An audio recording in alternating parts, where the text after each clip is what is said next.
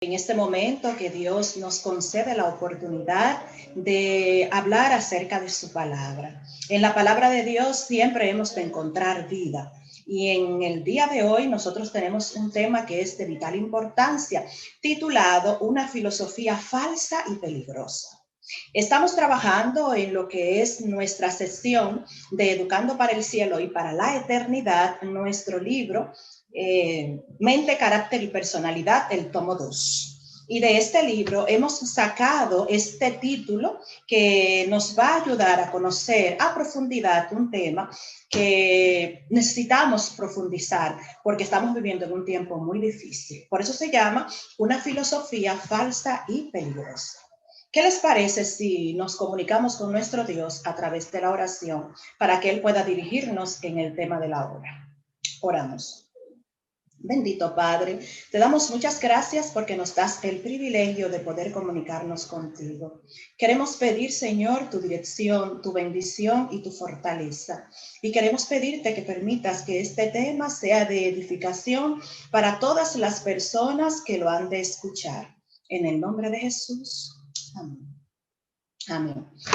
Si usted se pregunta a qué filosofía falsa y peligrosa se refiere nuestra hermana Elena G. de White en este libro que les he mencionado, titulado Mente, Carácter y Personalidad, el tomo 2, pues yo le diré que se refiere nada más y nada menos que al tema del espiritismo.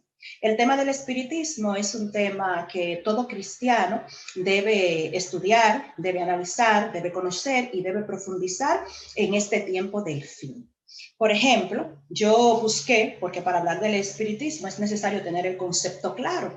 ¿A qué se refiere? ¿Qué es el espiritismo? Pues yo busqué en el diccionario el significado de espiritismo y traje para compartir con ustedes dos conceptos. El primero dice que el espiritismo es una doctrina que supone que los espíritus de los muertos pueden invocarse para uno comunicarse con ellos. O sea, en el primer concepto plantea el espiritismo como una doctrina. En el segundo concepto dice que es un conjunto de prácticas que pretenden la comunicación con los muertos. O sea, en uno me dice que más bien se refiere a una doctrina o creencias donde algunas personas que dan seguimiento a esto, pues buscan o creen que hay formas de uno comunicarse con los muertos. Y en el segundo concepto ya me habla del conjunto de prácticas, las estrategias, la forma como esta gente que tienen esta creencia hacen la comunicación con los muertos de manera efectiva. Pero nada de esto será importante si nosotros no buscamos en la Biblia cómo podemos entender y conocerlo. Pero antes, vamos a ver ¿qué nos menciona nuestra hermana Elena G. de White en este libro que acabo de mencionar acerca del espiritismo? Lo primero que dice, que el espiritismo asegura que, y se lo voy a leer textualmente, porque es necesario que usted entienda con exactitud qué es lo que ella menciona. Asegura que los hombres son semidioses no caídos. O sea, que todo ser humano en esta tierra no es solo humano, sino es un semidios. Y que es un semidios no caído. Una aseveración que nosotros como cristianos entendemos que carece de realidad. También dice que cada mente se juzgará a sí mismo. En esta creencia, si cada mente se ha de juzgar a sí misma, entonces nadie necesita ser juzgado por Dios, porque cada quien se ha de juzgar a sí mismo. También dice que el verdadero conocimiento coloca a los hombres por encima de toda ley. O sea que si usted alcanza un conocimiento verdadero y genuino, usted estará por encima de toda ley y por ende no tendrá que obedecer, ni guardar, ni someterse a ninguna ley establecida. Dice el número 4. Todos los pecados cometidos son inocentes, porque todo lo que existe es correcto y porque Dios no condena a nadie. O sea, todo lo que nosotros como cristianos llamamos pecado, el espiritismo lo ve como actos inocentes. Y también dice que todo lo que hay en el mundo es correcto, todas nuestras acciones son correctas y que Dios no condena absolutamente a nadie. Otra creencia de esta filosofía falsa y peligrosa pretende que los seres humanos más viles están en el cielo en condición de exaltados. Oiga esto, los seres humanos más viles, o sea que mientras más baja es la aptitud del ser humano, mientras más toca fondo, mientras mayor sea su pecado, pues a la hora de desaparecer de este planeta estará en el cielo, pero en condición de exaltado. También dice, declara, y esta es la creencia número 6 establecida por el libro que les acabo de mencionar en su página 574, dice, declara que todos los hombres, no importa qué hagáis, vivid como os plazca, el cielo es vuestro hogar. O sea, vive como tú quieras, complace tus gustos y caprichos, déjate llevar por la influencia de lo que a ti te gusta y tranquilo, que después de todo el cielo será tu hogar. Parece como contradictorio a lo que nosotros hemos estudiado en las Sagradas Escrituras. Y la pregunta surge ahora, o que nos surge, es saber de dónde nace este concepto, creencia o doctrina basada en el espiritismo. ¿Les gustaría saber? Pues es necesario entonces que vayamos a nuestras Biblias y busquemos en el libro de Génesis, el capítulo 3, los versos 3, 4, 5 y 6. Pero nos vamos a centrar específicamente a partir del verso 4. Oiga lo que dice.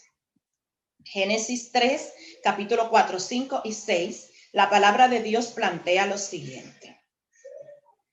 Entonces, nosotros sabemos que hubo una conversación entre la serpiente antigua y la mujer en el momento en que estaban justamente en el huerto del Edén. Y el verso 4 dice, entonces la serpiente dijo a la mujer, no moriréis. ¿Cuándo le dijo ella esto? En el momento en que le dijo, con que Dios os ha dicho que si comen de los árboles, pues podéis morir. Entonces la mujer le contesta, no, de todo árbol podemos comer, excepto de este, o sea, excepto de uno. Entonces Dios le dice, no moriréis. Está diciendo lo contrario de lo que Dios dijo. Dios le dijo, ustedes morirán si me desobedecen. Y la serpiente le dice, tómate el permiso de desobedecer porque no morirás. En el verso 5 dice, sino que sabe Dios que el día que comáis de él, serán abiertos vuestros ojos y seréis como Dios, sabiendo el bien y el mal. Y vio la mujer que el árbol era bueno para comer y que era agradable a los ojos y árbol codiciable para alcanzar la sabiduría, y tomó de su fruto y comió. Y dio también a su marido, el cual comió a sí mismo como ella. Cada palabrita que nosotros encontramos aquí tiene un mensaje importante asociado con el tema del espiritismo que acabamos de mencionar. ¿Cómo podemos entrelazarla? Pues sería bueno que encontremos cómo comparar una cosa con la otra. Por ejemplo, en el texto donde dice el verso 4, no moriréis. Si lo comparamos con el punto 4 y 5 de lo que cree el espiritismo, veremos que el espiritismo realmente surge justamente en el huerto del Edén, cuando Satanás se acerca a la mujer y le plantea su filosofía, la filosofía de la doctrina del espiritismo. Vamos a ver cómo dice el punto 4 y 5 para compararlo con no moriréis. Dice el 4, todos los pecados cometidos son inocentes, porque todo lo que existe es correcto y porque Dios no condena a nadie. Si Dios le dijo a manera de sentencia o a manera de condena que al desobedecer iban a morir, y Satanás plantea en su creencia que todo es inocente, no te preocupes por eso, y Dios no condena a nadie, está diciendo que entonces todo esto es mentira y que en realidad las personas, en el caso particular de Adán y Eva, no iban a morir. También en el punto 5 dice, pretende que los seres humanos más viles están en el cielo exaltados. Entonces, como él plantea que la gente no iba a morir, pues ahí mismo se deja claro este punto. Usted no muere, sino que cuando el cuerpo y el espíritu se separan, simple y llanamente, usted asciende al cielo, pero en condición de ser una persona exaltada. Oigan bien, las personas más viles, y cuando una persona es vil, es porque es una persona horrenda, que ha cometido actos que son realmente reprochables en cuanto a la sociedad se refiere y ante los ojos y la vista de Dios.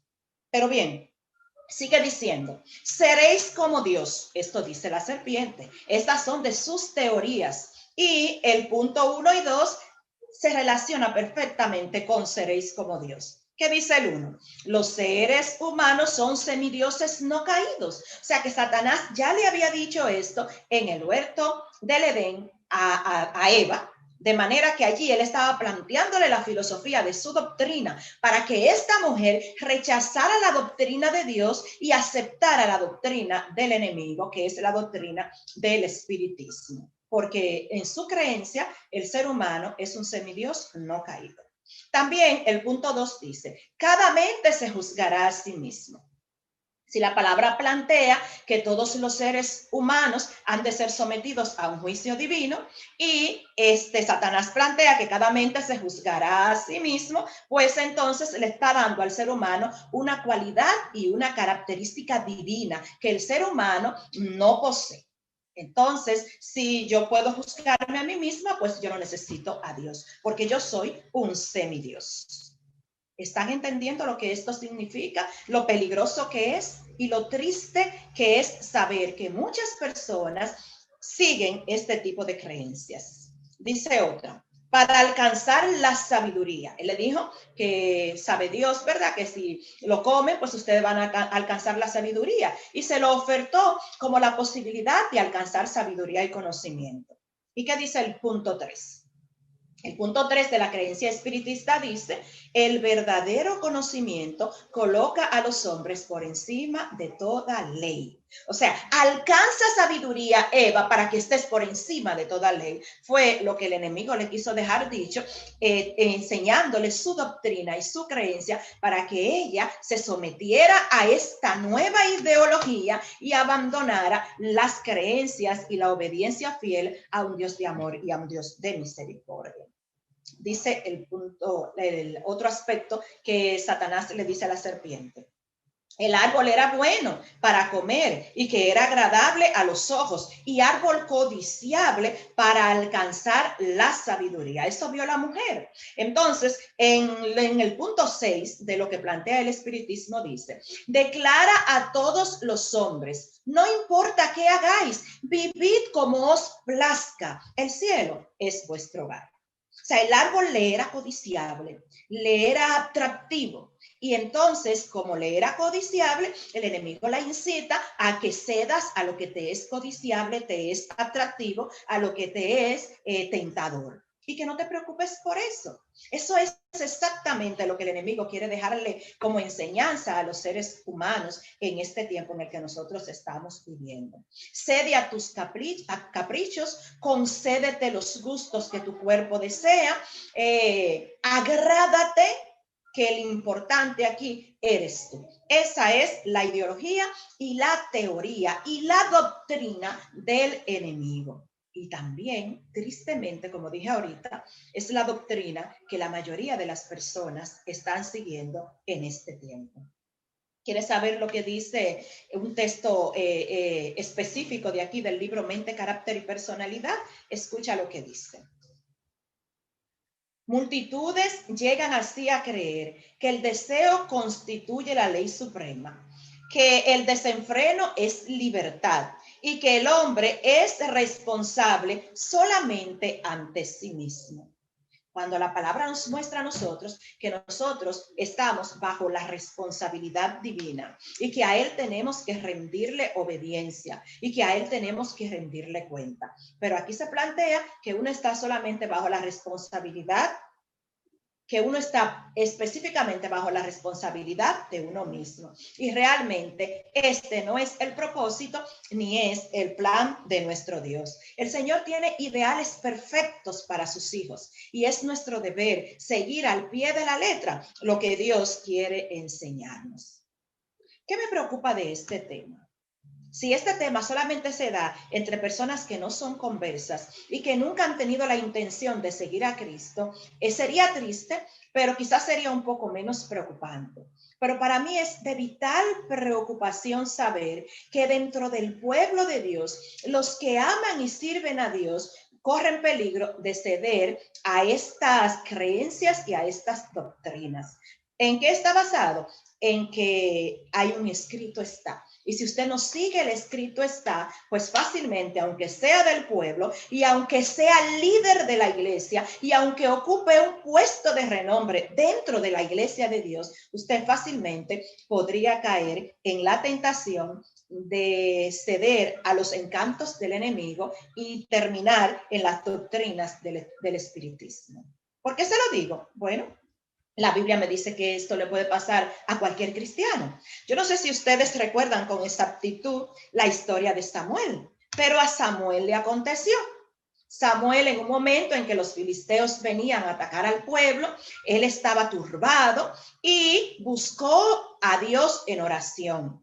Pero Dios no le respondió y nadie le pudo dar una respuesta de parte divina. Entonces, en su desesperación y su angustia, él salió y le dijo a sus hombres que le buscaran a alguien que tuviera espíritu de adivinación para él ir a consultarle, porque Dios ya no le quería dar respuesta y él quería saber si iban a ganar esa guerra o esa batalla, sí o no. Entonces, esos hombres pues le hablaron de una mujer que había en los alrededores del pueblo, que es la divina de Endor. Entonces, cuando él va donde ella, lo primero que ella le dice, que ella no se está dedicando a hacer ese trabajo, porque el rey Saúl había jurado que cualquier persona que se dedicara a la adivinación y a los encantamientos y a la hechicería le iba a quitar la vida. Entonces él le dice, ten la certeza de que no te va a suceder nada, simplemente ayúdame. Ella, confiada en la palabra de este buen hombre, decidió hacerle el favor que él le estaba pidiendo. Y ella le dice, ¿a quién quieres que te llame? Y él le dice que le llame a Samuel. Entonces, cuando ella comienza a invocar los espíritus para traer a Samuel delante de Saúl, entonces ahí mismo pega un grito desesperado y él le pregunta, ¿qué fue lo que viste? Y ella le dijo, tú eres Saúl. O sea, que inmediatamente se dio cuenta que era el rey que estaba encubierto porque se había disfrazado anteriormente para presentarse delante de ella. Entonces él le prometió, tranquila, no te va a pasar nada. Simplemente quiero conversar con Samuel. Y de repente pues aparece el rostro, la figura y todo lo de Samuel. Y entonces Saúl comienza a conversar y a hacerle preguntas acerca de lo que está pasando y cuál sería el resultado de esta batalla. Entonces el que le aparece en forma de Samuel le dice que Dios no le respondió porque él se había apartado de los principios de Dios. Le había desobedecido, había hecho cosas inapropiadas que Dios le había dicho que no hiciera y que ya la gracia de Dios no estaba en él, sino que se había quitado de él y había sido entregada a David. Cuando él le dice todo esto, cualquiera que lee la historia podría decir, pero ven acá, en lugar de decirle con engaño algunas cosas de las que quizás él quería escuchar, le dice que él está rechazado, reprendido por Dios y que ya Dios no le va a seguir. Entonces él dice, cualquier persona podría pensar, contrale, pero este hombre realmente era Samuel porque habla como Samuel, el rostro es de Samuel, lo reprende como Samuel, entonces definitivamente era Samuel. Sin embargo, debemos entender que no era Samuel, sino era un demonio enviado por el mismo Satanás para hacerle creer que Dios le estaba mandando un mensaje y para que él, que había tomado la decisión de creer en los encantamientos, en la hechicería, pues se mantuviera creyendo en esto.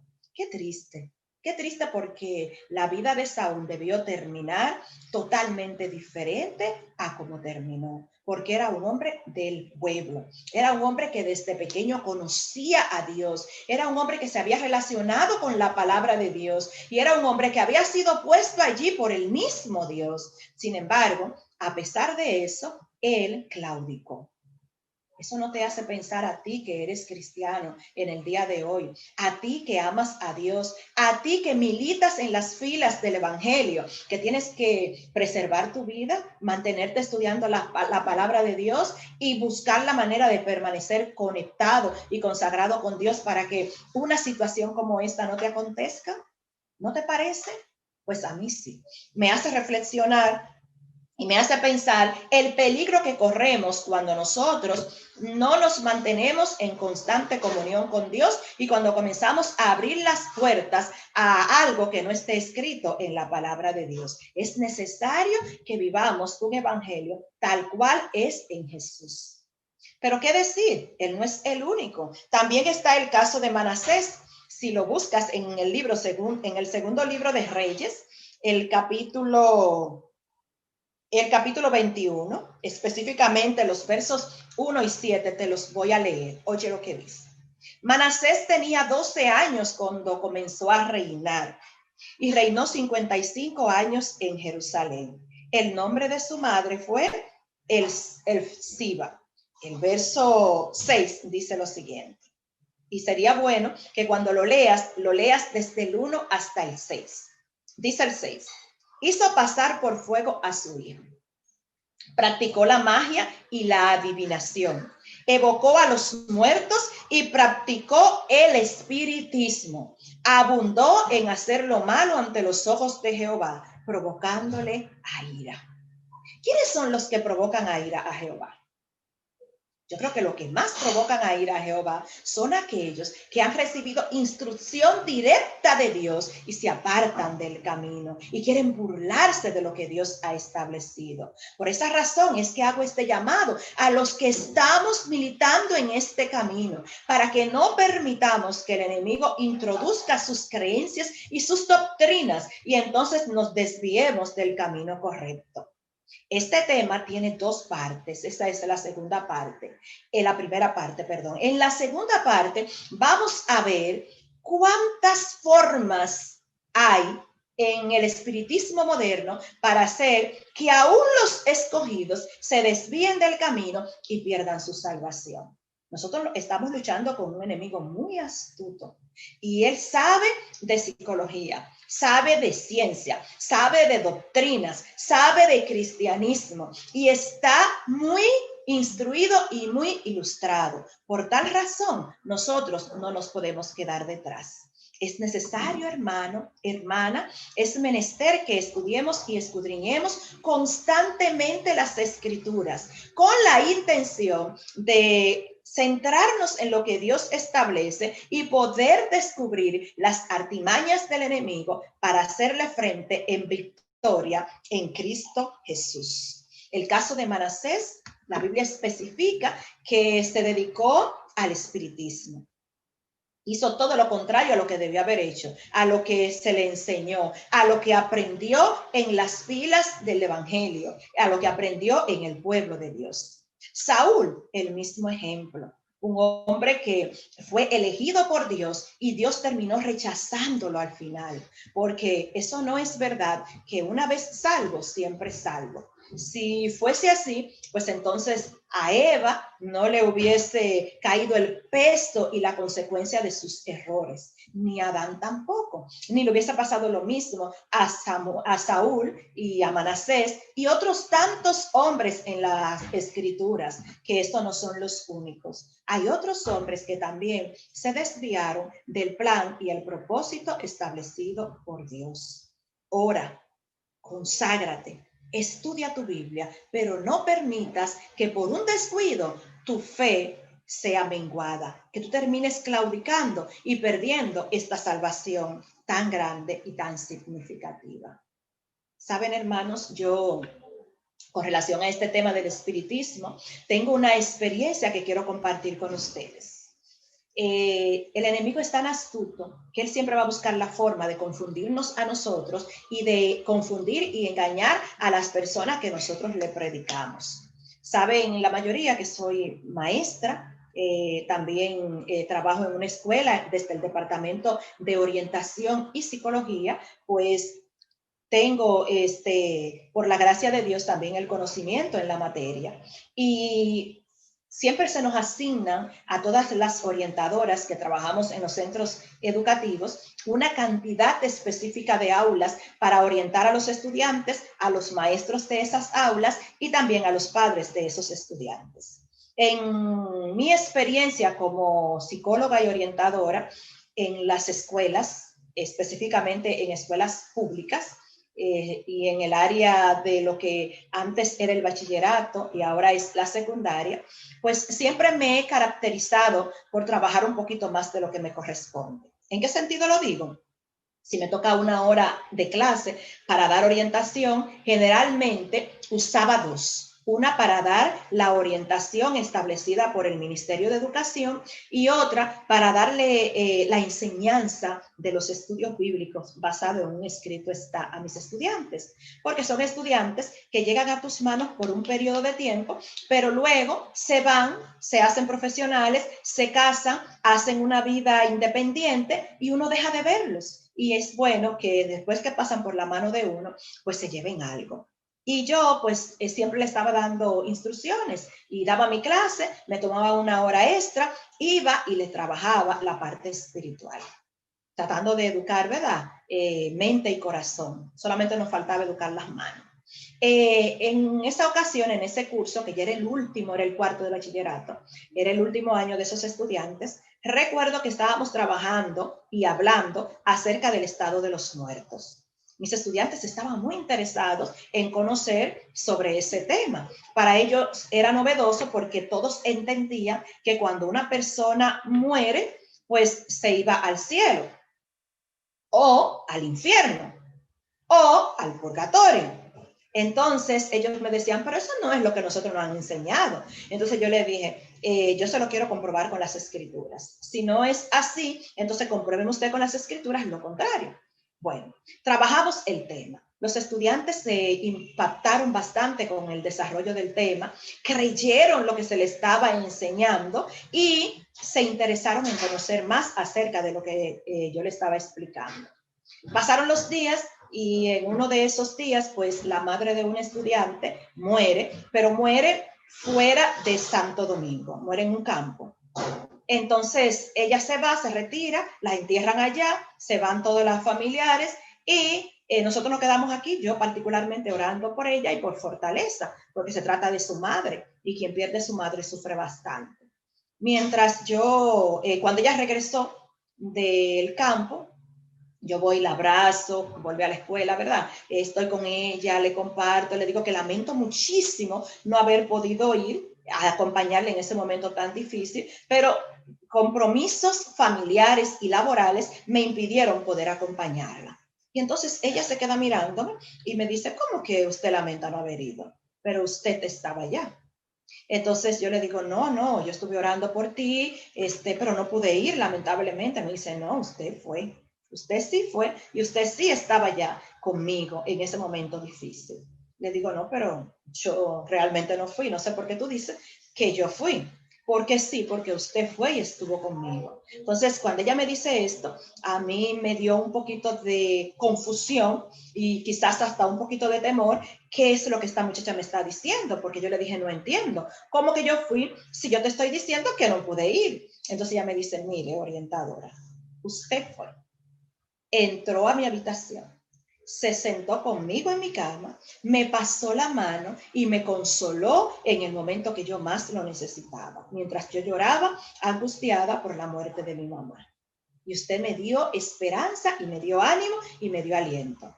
Entonces yo le dije, ya entiendo, eso fue un sueño. Me dice, no, yo no tuve ningún sueño. Usted estaba ahí y yo estaba 100% despierta. Después de enterrar a mi mamá, yo llegué a la casa, me tiré en mi cama y en medio de mi agonía comencé a gritar. Y usted vino y se sentó y me consoló y yo dejé de llorar. Le digo, eso fue un sueño, mi amor. Me dice, no, yo no estaba durmiendo. Eso pasó en realidad. Cuando ella insiste tanto en que fue un acto real, un acontecimiento real, entonces yo traté de entender en ese momento qué está pasando aquí. Y le pregunté, dime más, ¿qué pasó después? Entonces ella me dice, bueno, mientras yo más bien estaba, el momento en que estuve mejor fue en el momento en que usted estaba ahí al lado de mi cama. Entonces de repente mi tía abrió la puerta y usted desapareció. Cuando ella dijo esto, yo dije, y también me dijo que se molestó con su tía y le reclamó que por qué ella entró a la habitación en ese momento. La tía le dice, bueno, pero para estar contigo, además veo que te calmaste. Claro, yo tenía a alguien aquí que me estaba calmando y tú interrumpiste y se fue. Cuando ella dice esto, yo quedé muy impresionada y muy impactada y comencé a cuestionar, ¿será obra de Dios o será obra del enemigo? Inmediatamente me llega a la mente, Dios no obra de esta forma. La manera en cómo Dios obra es distinta. Dios tiene ángeles. Si quiere acercarse a una persona, no tiene que usar el cuerpo de una persona que está en un lugar para moverlo hacia otro, porque eso es lo que va a acentuar en la mente fanática, en la mente ignorante, creencias erradas, porque entonces ella va a creer que si yo puedo estar aquí en Santo Domingo y puedo estar allá en el campo al mismo tiempo y puedo consolarla, pues con más razón su madre puede estar, su cuerpo en el cementerio y a su vez puede estar a su lado y ella podría comunicarse con ella. Y recordé que le había explicado en tantas ocasiones el estado de los muertos y que los muertos no salen. Entonces entendí que esto lo estaba haciendo el enemigo con la intención, con la única intención de confundir la mente de esta joven y quizás hasta de desmotivarme a mí de seguir predicando estas grandes verdades. Entonces comencé a hablarle nuevamente acerca del estado de los muertos. Ese fue el tema que me salió nuevamente para que ella en ningún momento creyera en la posibilidad de que su madre podría estar a su lado después de haber fallecido. A su vez, le expliqué que yo nunca estuve ahí, que eso fue una ilusión de su mente y que pues quizás fue un sueño, pero como ella insistía en que no fue así, que fue una realidad, entonces le expliqué que no vino de Dios, que tiene que ser obra del enemigo para confundir. Este asunto que me aconteció a mí me dejó muy marcada porque entendí que el enemigo es tan astuto que es capaz de utilizarnos a nosotros mismos para llevar confusión aún a las personas que nosotros le estamos llevando luz. ¿No piensan ustedes, mis amados, que esto es vital, que nosotros lo entendamos y que nos mantengamos de rodilla orando, especialmente cuando estamos predicándole a otras personas y cuando estamos dando estudios bíblicos? Pues yo sí lo considero vital e importante.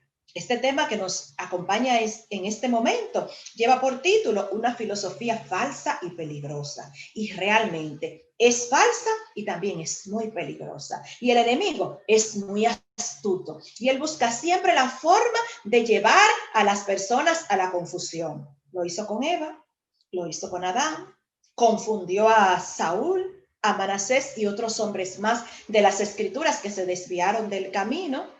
Intentó confundir la mente de mi estudiante utilizando mi cuerpo, mi tono de voz y mis palabras, así mismo como lo hizo con Samuel, y así podría también traer confusión a la mente de cualquier persona que dice ser cristiana, pero que no está aferrada a la palabra de Dios y que permite que filtren en su mente algunas ideologías, algunas creencias o algunas aptitudes. Quiera Dios que tú y yo seamos de los que permitamos que solo el Espíritu Santo impresione nuestros corazones. Quiera Dios que tú y yo seamos de los que estemos estudiando constantemente las escrituras, de tal manera que nunca bajo ningún concepto seamos confundidos por nada ni nadie, que conozcamos las estrategias del enemigo y que nos mantengamos firmes en un escrito está para mantener la mente clara y para ayudar a otros a salir de la confusión. En este momento te quiero invitar a que no te pierdas la segunda parte de este tema, una filosofía falsa y peligrosa. En su segunda parte, titulada Estragos del espiritismo moderno. Pronto, muy pronto, saldrá a la luz esta segunda parte y espero que sea de edificación para tu vida y para los tuyos. Dios te bendiga en gran manera. Oramos. Bendito Dios, muchas gracias. Gracias porque en esta hora nos has acompañado para poder presentar tu palabra tal cual es en las Escrituras. Bendice a cada persona que la escuche, cada persona que escuche lo que en este momento y en este día se ha hablado. cada persona que escuche este testimonio de lo que a mí me aconteció, y que todo el que es cristiano, no importa la posición que ostente, sea una persona que sepa ser humilde, una persona que esté dispuesta a estudiar tu palabra y una persona que se deje guiar por el Espíritu Santo. Te lo ruego, mi Dios, en el nombre poderoso de Cristo Jesús. Amén y amén. Dios te bendiga y te guarde, haga resplandecer su rostro sobre ti y tenga de ti misericordia. Dios alce a ti su rostro y ponga en ti paz. Bendiciones.